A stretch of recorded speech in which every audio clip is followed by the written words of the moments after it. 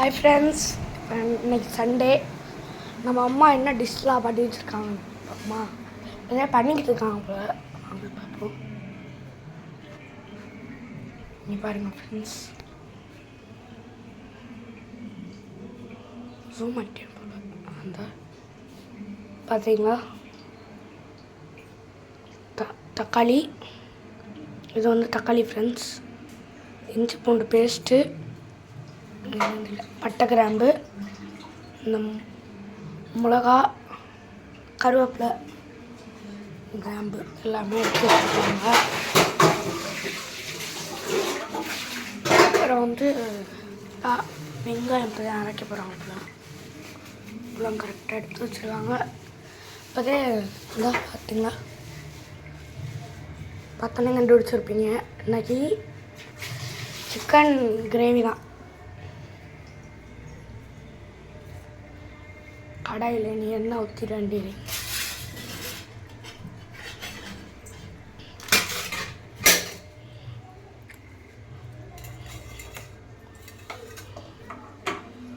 On பண்ணிட்டாங்க friends.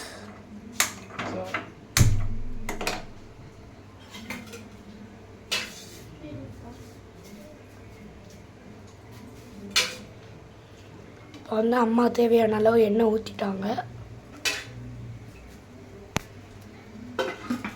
பார்த்துக்கோங்க. உங்களுக்கு இன்னும் கொஞ்சம் வேணும்னா, இதோட சிக்கன் நிறையா இருந்துச்சுன்னா இன்னும் கொஞ்சம் கூட ஊற்றிக்கலாம் எண்ணெய்.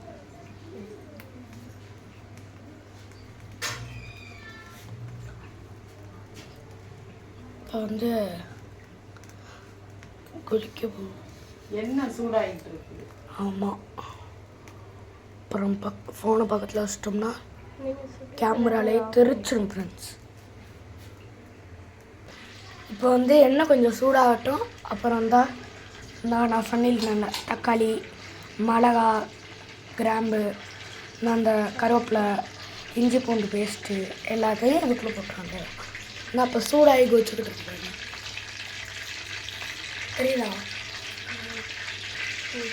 இப்போ வந்து சோம்பு போட போகிறாங்க. போட்டாங்க ஃப்ரெண்ட்ஸ் சோம்பு. அடுத்து வந்து பட்டை போட போகிறாங்க. போட்டாங்க எல்லாத்தையும். பார்த்தீங்களா எப்படி பண்ணுங்க. இப்போ வந்து லேசாக கிண்டிக்கணும்.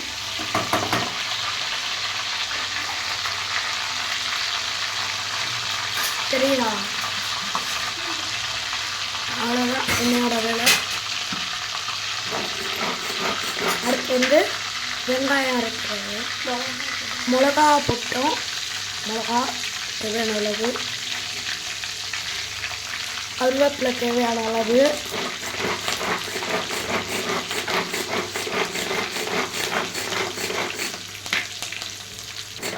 இது நல்லா கொஞ்சம் பொரிஞ்சிக்கட்டும். அப்புறம் நம்ம வெங்காயம் போட்டுடலாம் ஃப்ரெண்ட்ஸ். இப்போ பொரிஞ்சனால இப்போ நம்ம வெங்காயம் போட்டோம் தேவையான அளவு.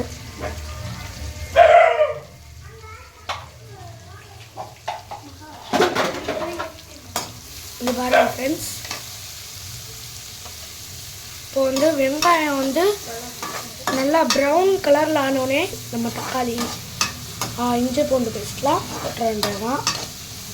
தக்காளி நல்லா பொரியறதுக்கு சிம்டம் இந்த வெங்காயம் வந்து ப்ரௌன் கலரில் ஆகும் ஃப்ரெண்ட்ஸ். ப்ரௌன் கலரில் ஆனோடனே நம்ம தக்காளி, இஞ்சி பூண்டு பேஸ்ட்டு அதெல்லாம் போட்டுக்கலாம். பெப்பர் அது எல்லாமே போட்டுக்கலாம். இப்போ ஃப்ரெண்ட்ஸ், இப்போ இது வேகிற கேப்பில் நம்ம அப்புறம் வந்து சில்லி பரோட்டா போகிறோம். இங்கே பாருங்க. ஃபஸ்ட்டு சிக்கனை கழுவுறதுக்கு என்ன செய்யணும், மஞ்சள் தூளை போட்டு சிக்கனை ஒரு 5 மினிட்ஸ் நல்லா வேக வச்சு பரட்டி வச்சுக்கணும். இது வந்து இது வேகிற கேப்லேயே பண்ணிக்கோங்க, அப்புறம் டைம் கிடைக்காது.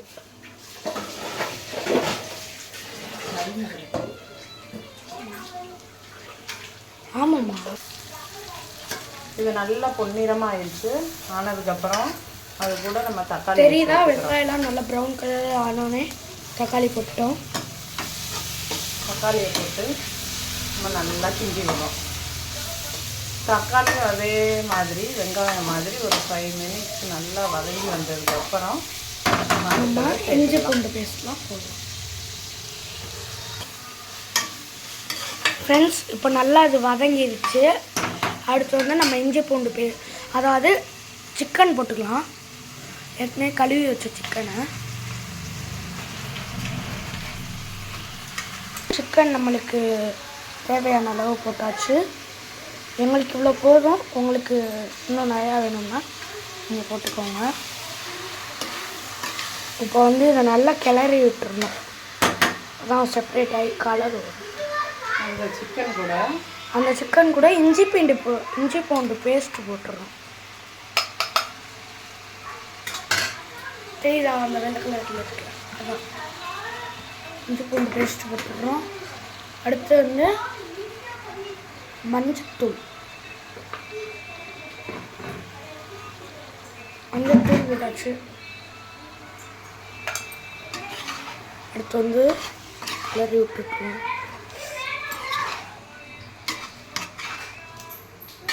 இந்த மாதிரி சண்டே உங்கள் வீட்டில் என்ன ஸ்பெஷல்னு கீழே கமெண்ட்டில் பண்ணுங்க.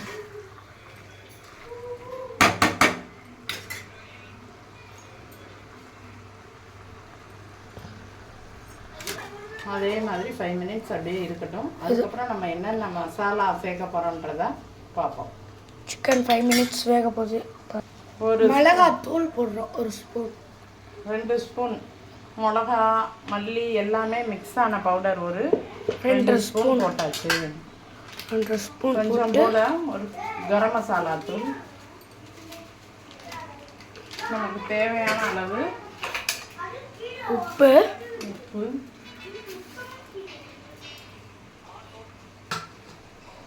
அடுத்து வந்து போட்டு நல்லா கிளறணும்.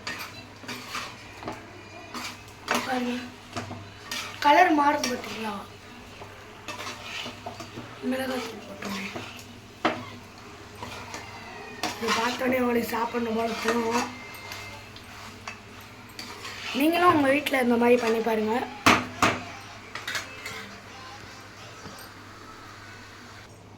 இது வந்து இந்த சிக்கன் ஒரு 5 மினிட்ஸ் வேக வச்சுக்கணும். ஓகேவா ஃப்ரெண்ட்ஸ்? இப்போ வந்து 5 மினிட்ஸ் ஆயிடுச்சு. உங்களுக்கு பார்த்தீங்கன்னாலே தெரியும்.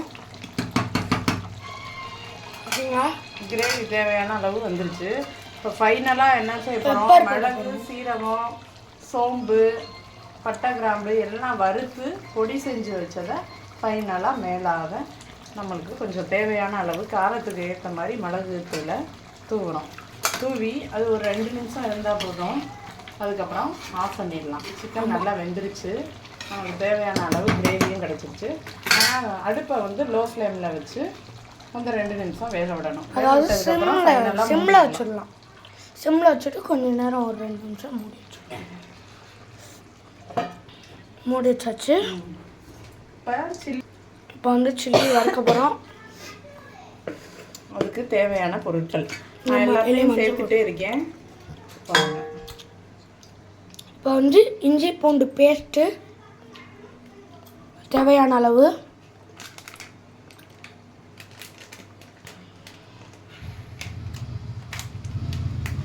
சிக்கன் பவுடர், அடுத்து வந்து சிக்கன் ஃப்ரை பவுட்ரு,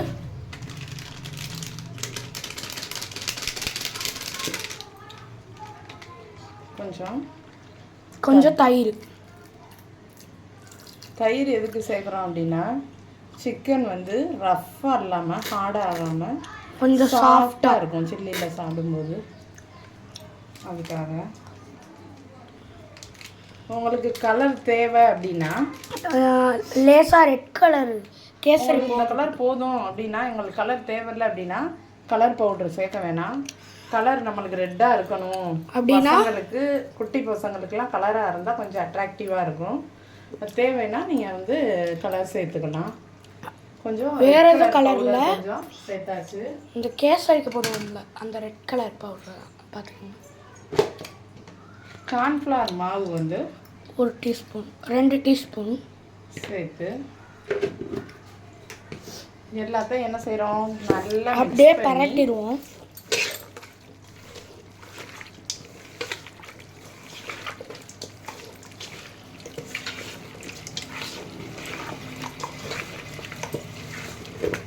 ஒன்றே ஒன்று மறந்துட்டோம். என்ன தேவையான அளவு உப்பு இன்னும் சேர்க்கலாம். உப்பு மட்டும்.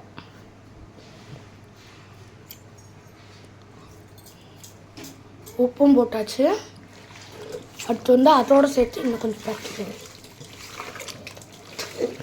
இப்போ வந்து அந்த கலர் பார்த்தீங்களா, முன்னாடி இருந்ததோட இந்த பவுடர் போட்டோடனே ரெட் கலரில் ஆயிடுச்சா.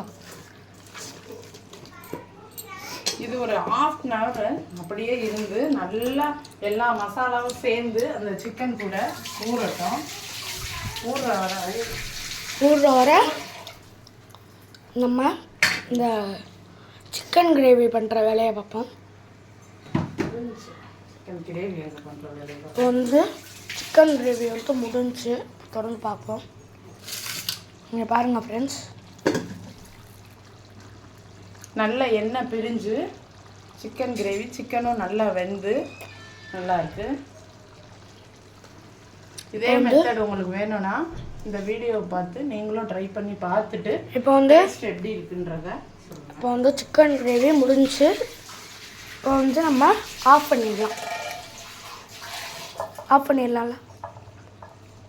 நம்ம ஆஃப் பண்ணிடலாம். ஆஃப் பண்ணியாச்சு. இங்கே பாருங்கள், கொஞ்சம் கொஞ்சமாக நிற்கிது பாருங்கள் கொதிக்கிறது.